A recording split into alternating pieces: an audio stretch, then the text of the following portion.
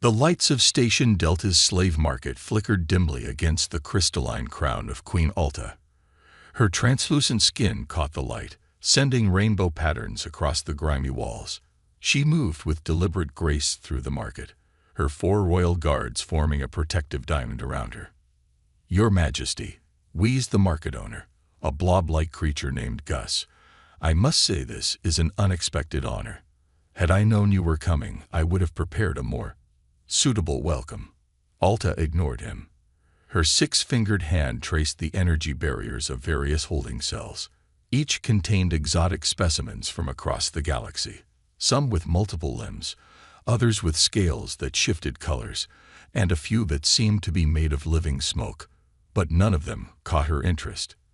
"I seek something unique," she said, her voice like chiming crystals. "My collection lacks truly interesting specimens." That's when she saw him. In the furthest cell, a human male stood perfectly still. Unlike the other slaves who cowered or raged, he simply watched. He wore the standard gray prisoner outfit, but somehow made it look like a uniform. His plain features and simple brown hair should have made him forgettable. Yet there was something in his eyes, a calm intelligence that made her guards shift uncomfortably. "Ah, the human," Gus bubbled nervously. "We caught him 3 cycles ago near the outer rim. Surprisingly difficult to capture. Lost 2 ships in the process." Alta moved closer to the cell. The human's eyes met hers directly. A breach of protocol that should have earned him immediate punishment. But she found herself more intrigued than offended. "Does it speak?" she asked. "I speak for myself," the human said before Gus could answer. His voice was deep and steady. "My name is James." One of Alta's guards stepped forward, weapon raised. "You will show proper respect, Toe." Alta raised her hand, stopping the guard. "Fascinating. Most species require translation implants, yet you speak standard perfectly." "Humans are quick learners," James replied with the slightest hint of a smile. Gus nervously floated closer. "Your Majesty, if this specimen is too bold, I have others. The mist dancers of Sector 7 are much more." "How much?" Alta interrupted. "Your Majesty." Her chief advisor, a tall crystalline being named Rod, stepped forward. "Humans are known to be dangerous, unpredictable. The few reports we have suggest they're barely civilized. Their planet isn't even part of the Galactic Council." Alta watched as James raised an eyebrow at this description, but remained silent. Most slaves would have protested or tried to prove their worth. His confidence was unusual. "The price," she repeated to Gus. The blob creature named a sum that made even Alta's advisors gasp. It was enough to buy a small moon. "Done," she said. "Your Majesty," Rod protested, "this is most irregular. We know nothing about human biology. Our containment systems may not." "Then we will learn," Alta cut him off. She turned back to James. "You will be the first human in the Crystal Palace. I trust you understand the honor this represents." James bowed slightly, a gesture that somehow managed to look respectful and slightly mocking at the same time. "I look forward to exceeding your expectations, Your Majesty." As the energy barrier dropped and restraints were placed on James, Alta noticed something odd. Despite being captured, despite being sold, despite facing an unknown future, the human looked pleased. It was almost as if she quickly dismissed the thought. After all, what could a simple slave possibly have to be pleased about? As her royal procession left the market with their new acquisition, none of them noticed the small smile that crossed James's face. Everything was going exactly according to plan. The Crystal Palace's science wing buzzed with unusual activity. 3 days had passed since Queen Alta brought the human to her palace, and her top scientists still couldn't make sense of their findings. Dr. Beam, the head researcher, scratched his crystalline head as he reviewed the latest test results. The human James sat calmly on the examination table, watching the confused scientists with mild amusement. "This makes no sense," Dr. Beam muttered. "Run the endurance test again." James stepped onto the running platform for the 4th time that day. The scientists had expected him to tire after the first few tests. Instead, he maintained a steady pace, barely breaking a sweat. "Remarkable," one assistant noted. "His body actually becomes more efficient the longer he runs. It's as if he's designed for persistent movement." From her private observation chamber above, Queen Alta watched with growing interest. She had collected specimens from 100 worlds, but none quite like this. Most broke within days of arriving at the palace. Either their spirit crumbled, or they raged until they exhausted themselves. But James remained composed, cooperative, yet somehow unbroken. "Your Majesty," Rod, her advisor, spoke softly. "There's something else you should see." He played a recording from the previous night. It showed James in his containment cell, but instead of sleeping, he was exercising. The cameras caught him performing complex movements, something the guards later explained was called martial arts. "He knows we're watching," Rod said. "He's showing us these capabilities on purpose." But why? Below, the scientists moved on to problem-solving tests. They presented James with a complex puzzle box, one that usually took new species several days to solve. They watched in shock as James examined it for 5 minutes, then systematically took it apart. "Perhaps we should try something more challenging," Dr. Beam suggested, trying to hide his surprise. James looked up with that same calm smile. "You could just ask me questions directly. It would save everyone time." The scientists exchanged nervous glances. Test subjects weren't supposed to make suggestions. In her chamber, Alta made a decision. She stood up and walked down to the science wing, her guards rushing to keep up. The scientists bowed as she entered. "Leave us," she commanded. Everyone hurried out except her personal guards. James remained seated on the examination table, but his posture shifted slightly, more alert, more focused. Alta noticed how his eyes quickly scanned the room, noting the positions of her guards, the exits, the potential weapons. He did this all in seconds, so smoothly that she almost missed it. "You're not what you seem," she said. "Neither are you, Your Majesty," James replied. "Your public records show a collector of rare specimens. But I see someone searching for knowledge, for understanding." Alta's crystalline form sparkled with surprise. "You've studied me. Just as you're studying me. Though I suspect I've had more success." His tone remained respectful, but there was an edge of challenge in it.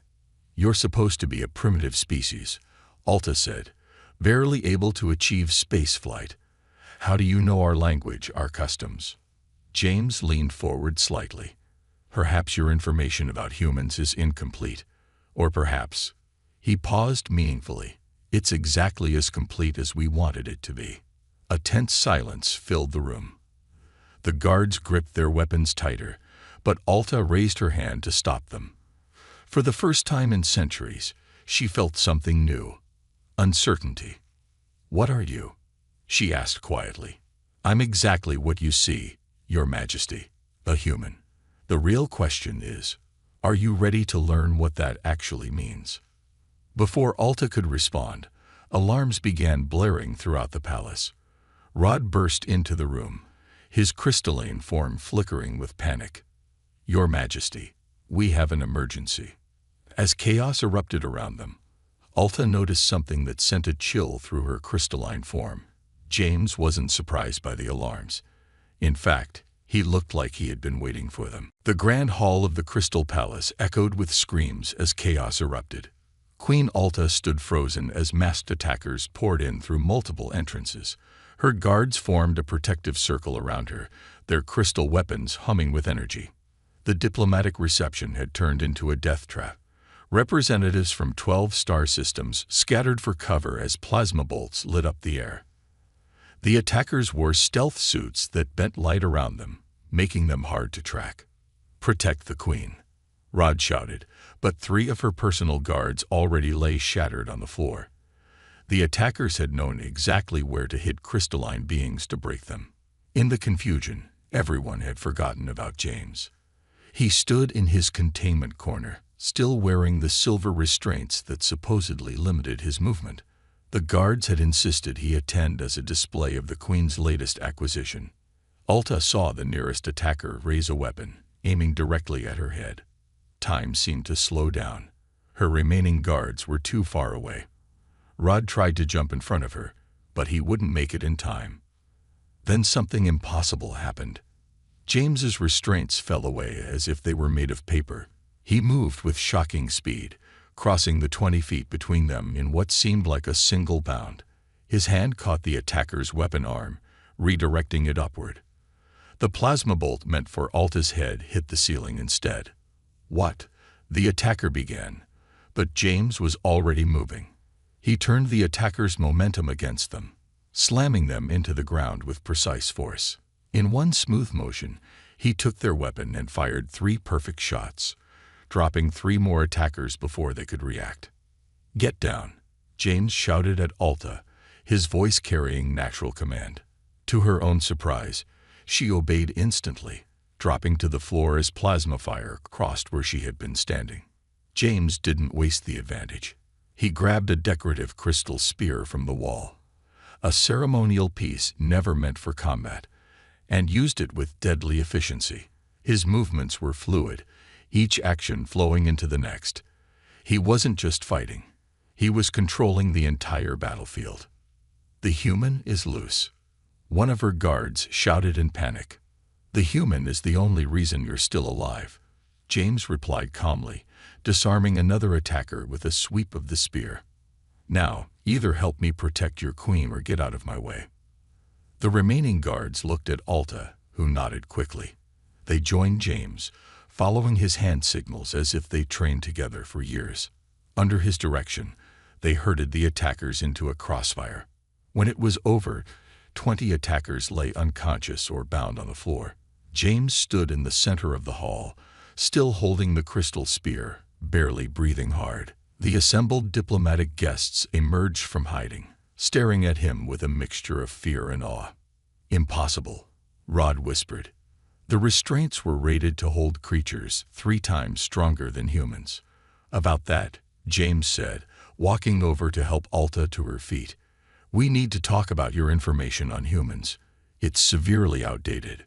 Alta looked at the fallen restraints, then at James.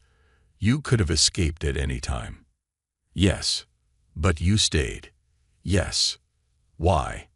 James handed the crystal spear to a nearby guard. "Because this attack wasn't random, Your Majesty. Someone in your court wanted to kill you and blame it on your dangerous new human slave. They didn't expect me to protect you." Alta's crystalline form flickered with realization. "You knew this was coming." "I suspected. It's why I let myself be captured and brought here." He looked around the grand hall, now scattered with unconscious attackers and shocked diplomats. "Though I admit, they moved faster than I expected. We should get you somewhere safe. The ones who planned this won't be happy their first attempt failed." "First attempt?" Rod asked nervously. James smiled grimly. "Think about it. Why would anyone want to kill the Queen today, during a diplomatic reception?" He turned to Alta. "Unless you're ready to hear the full truth about humans, about your empire, and about why I'm really here." Alta looked at her shattered throne, her injured guards, and the human who had saved her life while supposedly being her slave. She straightened her crystalline crown. "Tell me everything." In Queen Alta's secure private chambers, James stood by the window, watching the 3 moons rise over the crystal spires of the palace. The Queen sat at her desk, still processing everything that had happened. Rod nervously paced the room, his crystalline form catching the moonlight. "Your entire understanding of Earth and humans is based on carefully crafted misinformation," James began. "We've been watching your empire for decades, feeding you exactly what we wanted you to see." "Impossible," Rod interrupted. "Our spy networks are the best in the galaxy." James turned from the window with a slight smile. "Are they? Or did they just report what we let them find?" He pulled out a small device and pressed a button. A holographic map of the galaxy appeared, with thousands of blinking lights representing human outposts and ships. Alta's eyes widened. That's That's not possible. Your species is confined to one solar system. We haven't been confined to Earth for over 200 years, James said quietly. While your empire was busy collecting slaves and specimens, humanity was spreading through the stars. But we did it quietly, carefully. We built hidden colonies, secret shipyards, and cloaked observation posts. He zoomed in on the map, showing detailed surveillance of the Crystal Empire's key installations. We know everything about your empire, its strengths, its weaknesses, and most importantly, its potential. If what you're saying is true, Alta's voice trembled slightly, you could have conquered us at any time. We could have, James agreed. But that's not our way. Not anymore. He sat down across from Alta, his expression serious. Your Majesty, Earth's history is filled with slavery, conquest, and violence. But we learned from our mistakes. We grew beyond them. The hologram shifted to show scenes from Earth's history, ancient slave markets, liberation movements, peaceful protests, and finally, the birth of a unified human civilization. 300 years ago, humans decided that slavery was unacceptable, not just for humans, but for any sentient being. We've spent centuries helping other civilizations reach the same conclusion, quietly, peacefully, from within. Rod stopped pacing. That's why you let yourself be captured. Why you let Queen Alta buy you. James nodded. We knew she was different from her predecessors.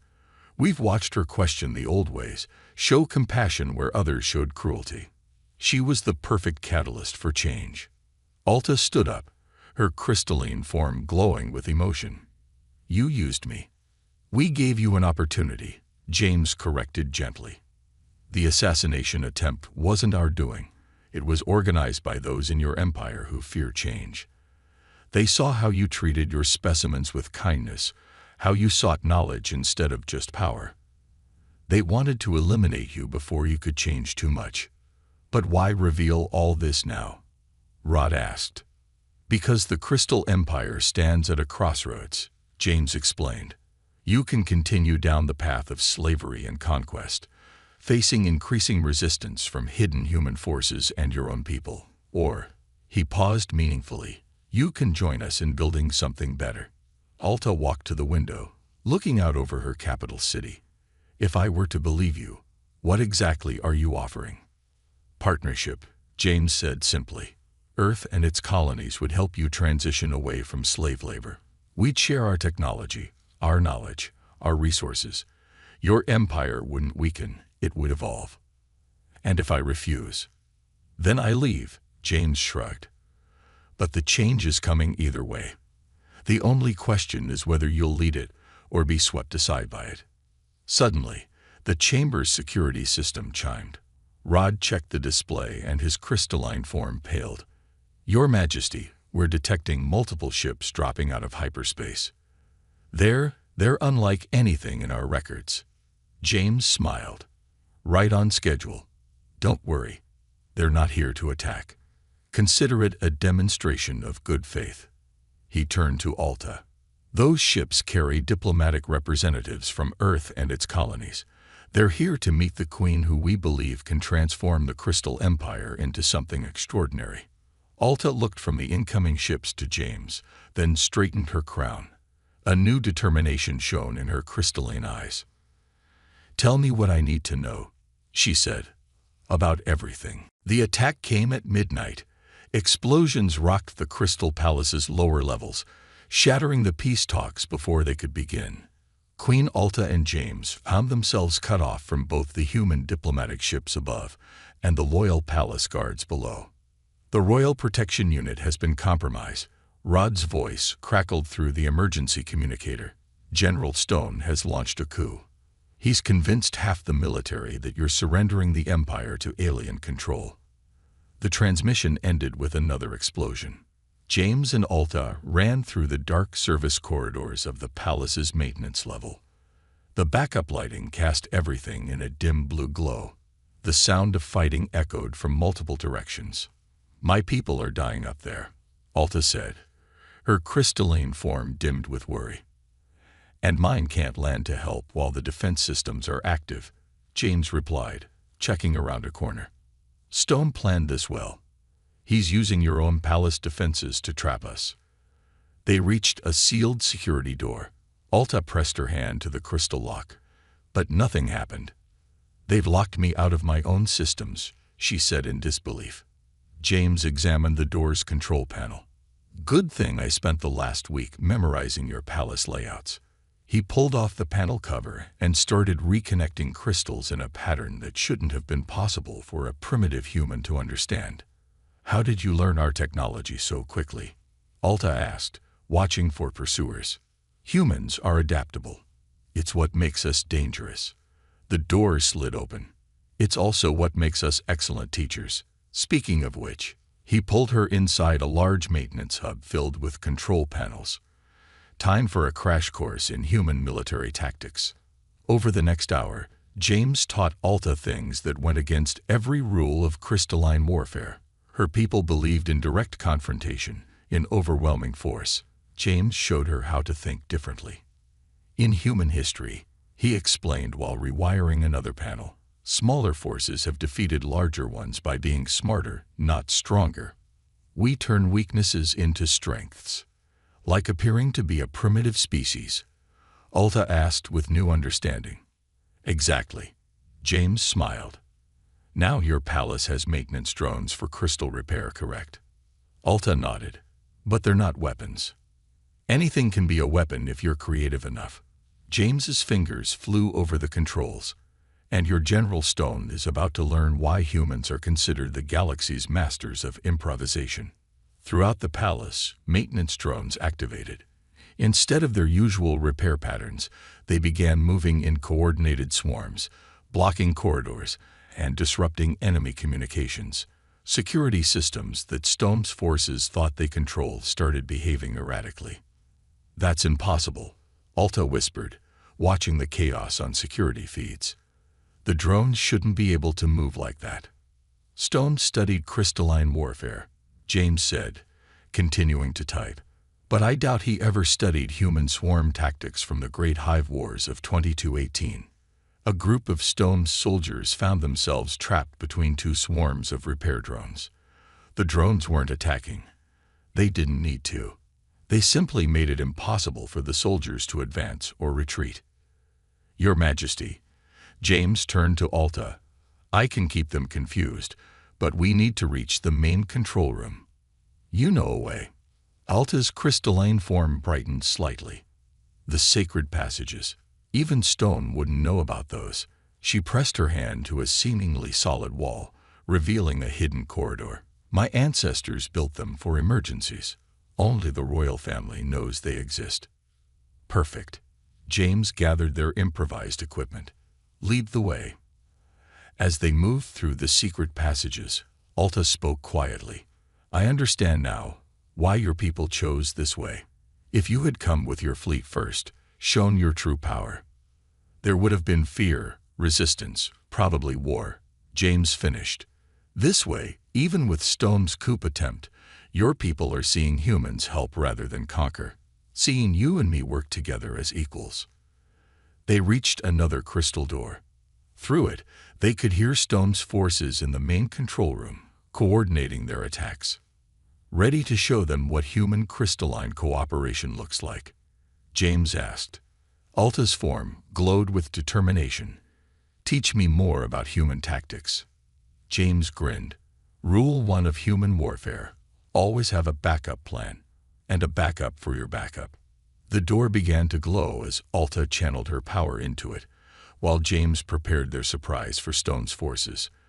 The coup leaders were about to learn why challenging both humanity and the Crystal Empire was a very, very bad idea. The main control room's door exploded inward in a shower of crystal shards.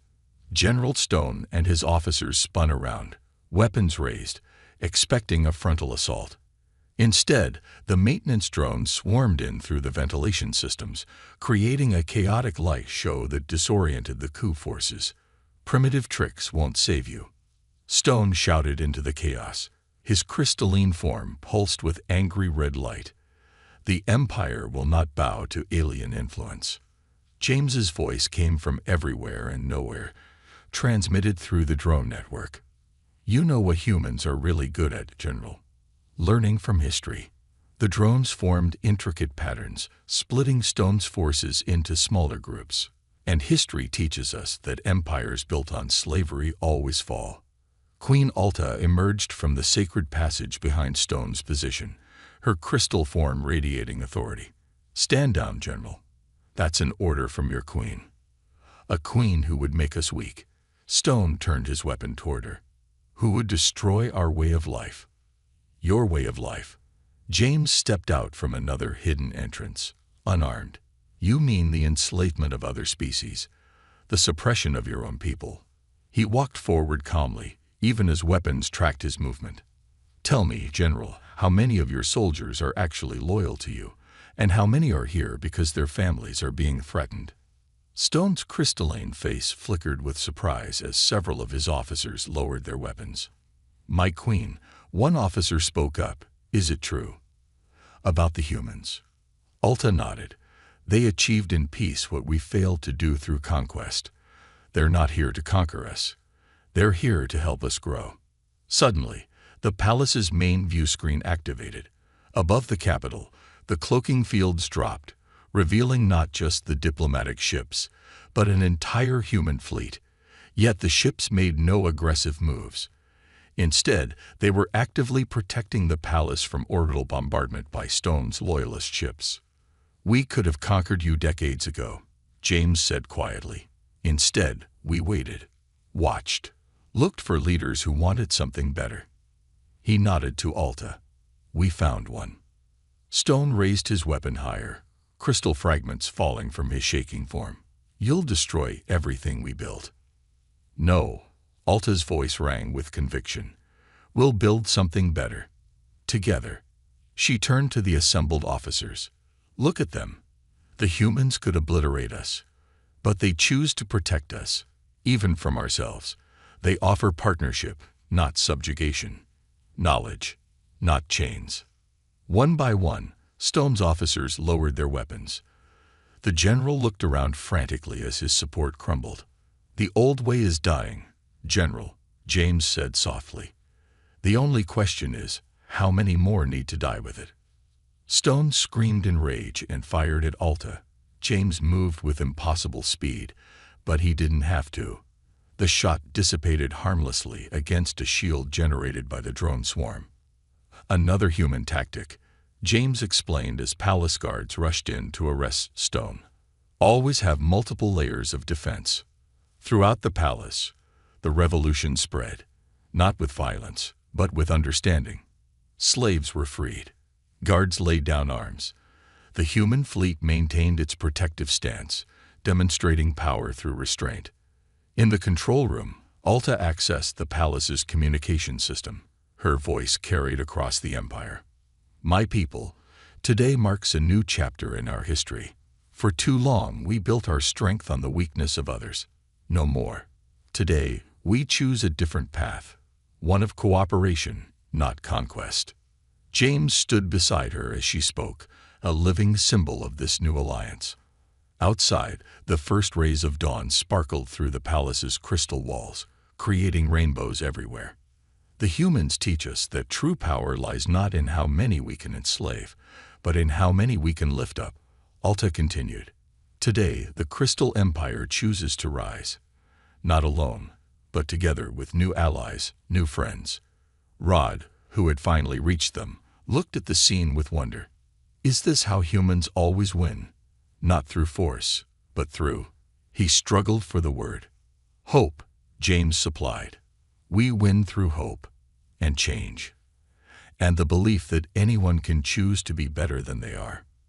As the sun rose fully over the capital, it illuminated not just an empire, but a revolution, one built not on blood and violence, but on understanding and cooperation.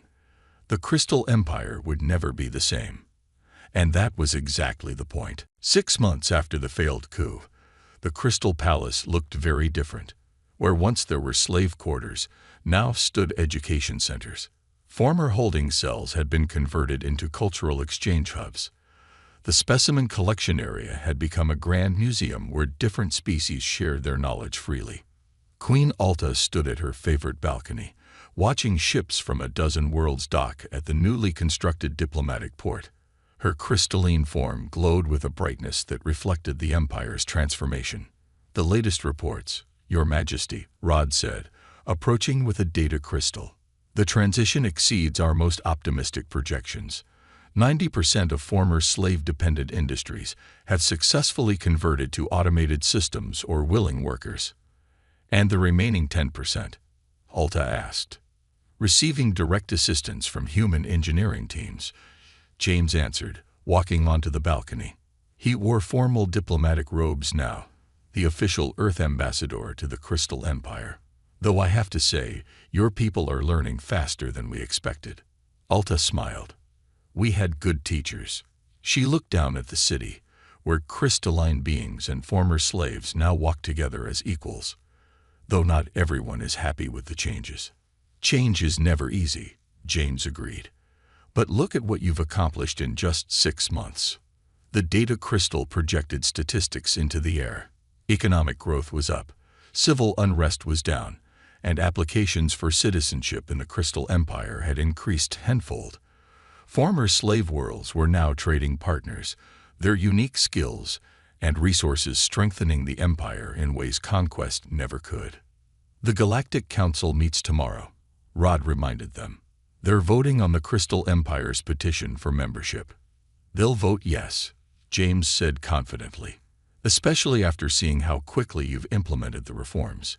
You've done in months what took other civilizations years." Alta turned away from the view. "Because we had help." Speaking of which, she picked up another data crystal. "The first batch of crystalline students is ready to begin their education on Earth. And the first human students are eager to learn crystal technology," James added.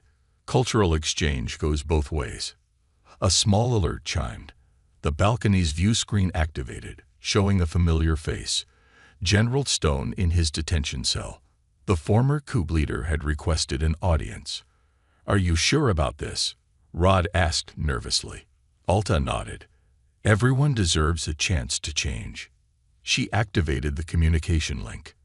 Stone's crystalline form had dulled during his imprisonment, but his eyes were clear. "My queen," he said quietly, I've been watching the changes, reading the reports, and," Alta prompted. "I was wrong," Stone admitted. "The Empire is stronger now, not weaker." "I couldn't see." He paused. "I request permission to help with the transition.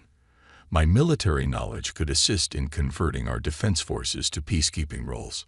James stepped forward.